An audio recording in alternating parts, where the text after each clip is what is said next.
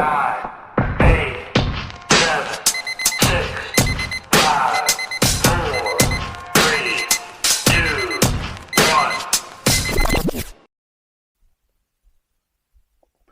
welcome back to the channel. My name's Kevin Rocket. It's just one voice. Today I've been having a bit of a thought. What I believe is the problem with politicians, good politicians versus bad politicians. So yeah, I've put together this sort of thing and gonna sort of like play through it now, and I'd like you to sit with me and go through it, and then at the end of it we're going to have a little bit of a chat about everything that we've gone through, and I'd like to get your comments. I'd like to hear from you. I know I've got some people watching this. I've got people watching these videos, and I can see that through the stats. I've not got like loads of people watching them, but there are people, unique individual people who are not hitting any buttons. They're not hitting like, they're not hitting subscribe. They're watching the videos, and I'd like to hear from you. I'd like to hear your comments.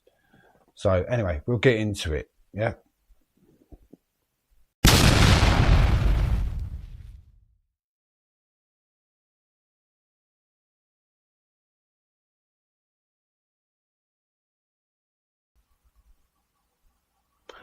Now, we all know that we've got politicians that don't care about us, and that's not what I'm sort of discussing. What I'm looking at is cause and effect. So when I say we've got politicians that don't care, that's the starting point. So we've got politicians that don't care, and that's a cause of something, and now we're going to go through the effects.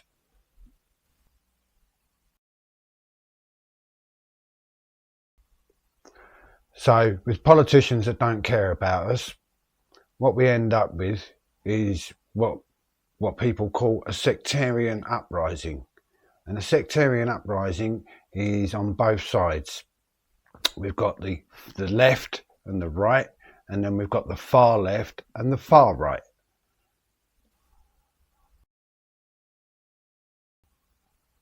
And with politicians that don't care about us, what they care about is money, economy. And to keep that rolling, for some reason they think it's good to flood the country with migrants from all over the world. And that leads to overpopulation. And a mass overpopulation thrust on us in a really, really fast rate leads to terrible integration, really, really poor integration.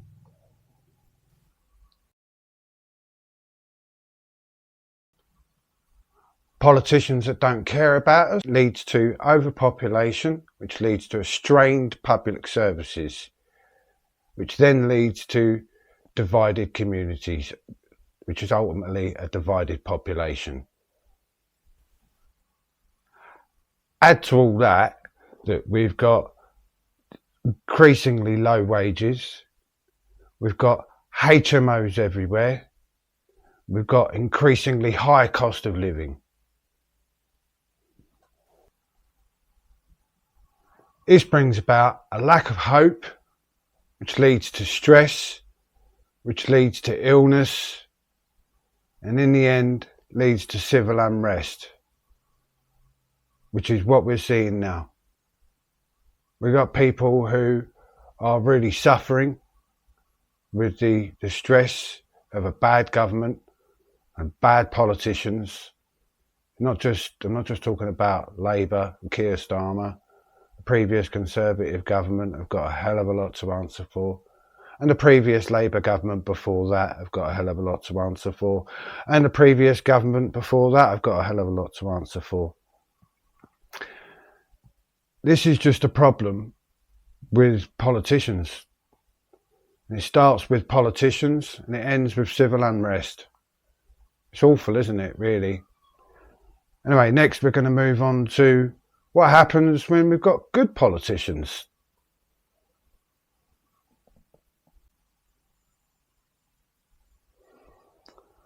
Politicians that do care. When we have politicians that care in a compassionate way about the population that have voted for them and put them in power, that group of politicians, they will control migration. And not only will they control migration, but they will seek to improve integration of the people that are coming to the United Kingdom. That's what good politicians do. Breaking that down for you, good politicians will control migration for the benefit of all, and that control also comes with improved integration of the people coming into the United Kingdom. Good politicians and good government would always strive to lower the cost of living and always strive to increase wages. Good politicians and a good government maintain our infrastructure. They don't just maintain our infrastructure, but they do it to an incredibly high standard. Now, 30 years ago, our infrastructure looked very different in this country. For those of you who've just joined us and who've just come to the UK within the last, 10 years, when you look around our country and you look at the streets and you look at the roads and you look at all the rubbish in the bushes, that's something that's crept in. The state of our country is not what it used to be. So maintaining infrastructure to a high standard is incredibly important to making people feel like our government care about us. Because that world out there, that's the world we live in.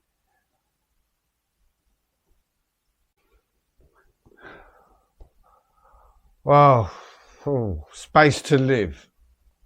What can we really say about space to live? I think many of you out there will have noticed, and I'd just like to take a moment to thank all of the people who subscribe to the channel and hit the like buttons on my videos. It means an awful lot, and it really helps out the channel to get the message out there. But coming back to space to live,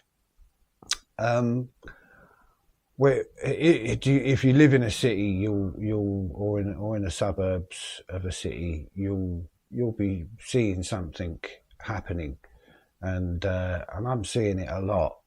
It's high rises, blocks of flats, blocks and blocks and blocks of flats everywhere. No family homes being built.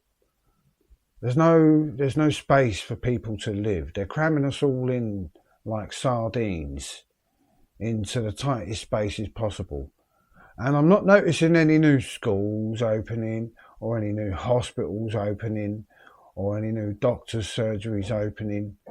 I'm not noticing an improvement in job availability in the areas. I'm just noticing an influx of people. More and more people crammed in. And I'm noticing that they're putting these blocks of flats incredibly close to supermarkets, and sometimes on top of supermarkets. This is a real money-making idea, isn't it, for the supermarkets? So yeah, but we need space to live. We need family homes. We need gardens. We need space to put sheds. We need space to develop our children's futures. This continuance of building high-rise flats everywhere, all around us, blocking out the sunlight and the skyline, it's a complete atrocity on the suburbs of our cities. Absolutely awful, and that's my opinion on that. So good government will provide many things. They'll provide controlled migration. They'll provide better integration. They'll provide better standards of living, increased wages, space to live. A good government will provide many things. We're moving on anyway. Good politicians versus bad politicians. Will Good politicians will give you hope, and they will be the driving force that takes us towards a destination. Hopefully a destination that we all want to head towards. That's always the hope, isn't it? And that's why we have hope. Whereas bad politicians will drain your hope day by day, minute by minute, hour by hour. And so that's why we need good politicians. We need good people like Rupert Lowe, and dare I say, Nigel Farage, for all of his sort of badly placed steps, should we say. He's made a few clangers, opened his mouth a couple of times and put his left foot where his right foot should have been. But we need good people to stand up and say things that are uncomfortable for people to hear, because it's those people that provide hope that we can regain a sense of cohesion amongst our communities, which brings me on to the next step, which is that good politicians promote so many positive things for sovereignty. You know, controlled immigration, controlled borders, better integration, lower cost of living, higher wages. These are all good things for all of us. It's not for the few, it's for everyone. And that's what our country needs. When I say our country, I'm talking to everybody. I'm talking to Muslims, Hindus, Sikhs, Irishmen, Welshmen, Scotsmen, Yorkshiremen, Liverpudlians, people from Somerset, people from Devon, people from all over London. Doesn't matter where you're from.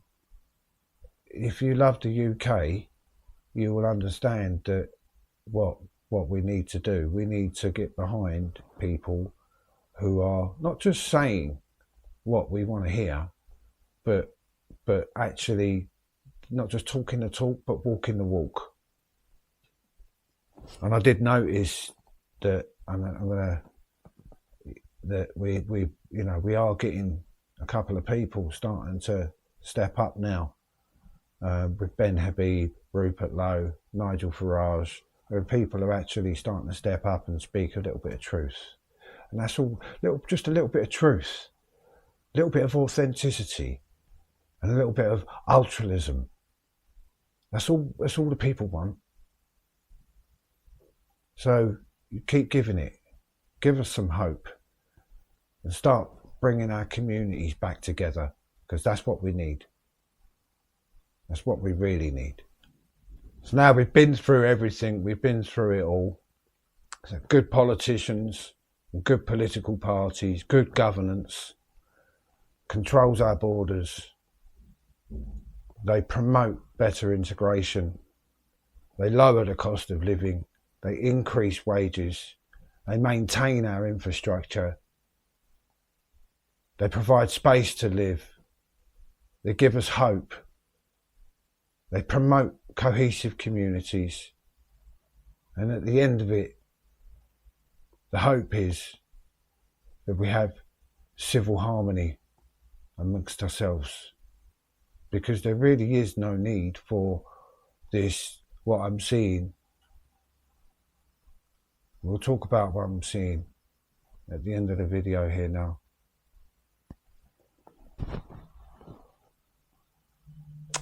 Well, there we go. We've been through it all. We've sort of like, you've seen that. And I don't know what you make of that. But what I want to sort of like just pick up on at the end of this video is that something, I've seen a couple of things this last week that have kind of disturbed me a bit. I've seen a couple of videos of some young Muslim men who appear to be training for. They're young British Muslim men, by the way, British Muslim men, who appear to be training for some sort of, I don't know, battle. They seem to be very sort of organised in their ways, shall we say. And then transversely, I've also seen a couple of videos from some what I can only describe as white supremacist sort of neo-Nazi groups that is quite disturbing. And this division that has been this division. What are these young men doing? What are they listening to that are getting them on this mindset? What are they listening to get them to think this way? I can't understand the division and the civil unrest that truthfully it's a minority of people are creating. I mean, yeah, I go on protests for Tommy Robinson, but I'm not aligned with no far right fascist. I'm on the right. I'm definitely on the right side of things. I'm not with the left, but I'm not. No way. No way. And I wouldn't be if I was Muslim. And if you any Muslims out there who would like to message me, please do feel free to do so. I'm sure we can talk. Talking's good. Yeah, I mean, if anybody wants to leave a comment down below, let me know what they think. I just think that we've got a big problem when we do need to, as a society, we need to face this problem head on. We need to find out what is the root cause of this problem. We need to root it out. We need to find out what the problem is, and we need to deal with it. We need to deal with it once and for all, because it's the future of our country's at stake here. We can't have this situation where we've got this kind of division where people are being killed for what someone said about something about to do with someone's religion, or we can't have this situation. It needs to stop, and part of the way to stop it is with good politicians, good governance that puts country and people first, and the country's core beliefs first, and above and before everything else. I'm afraid, and that is me sort of standing my ground here. I do believe that we are, in a sense, how does one put it? We seem to be putting other people's views, values and beliefs first. And it may just be because, that particular group of people, the Muslim faith, are very, very passionate about their belief. And that, that they're quite, when I say passionate, I mean really passionate. And when you get large groups of people all together, and they kick off, it can be quite frightening. And I don't suppose that the police really want to have to deal with that on a regular basis. So maybe, I don't know. I don't know why the government's given into this, because I'm pretty sure that if Christian people were to behave in that way in the streets, I mean, if you just take a look at Speaker's Corner, for example, on a Sunday, Speaker's Corner now, as far as I'm concerned, you don't have the right to speak unless Muslim people say you have the right to speak. And it's very, very aggressive, and very in your face. I've seen videos of people being threatened to be stabbed. You know, I don't understand why we. I mean, I really truly do not understand why we cannot ask questions, because only by asking questions can we understand anything. So that it's otherwise it's half guesswork, isn't it? But there we go. That's my opinions. If we want to fix the world, if we want to fix our world, we need to pick better politicians. We need to pick up the good ones and vote for them, I'm afraid. And for me, at the moment, that's going to be reform all the way. I don't think I could. We'll talk about UKIP in another video. I think I'm going to do a little UKIP versus reform video. We'll see. Anyway, thanks for watching the video.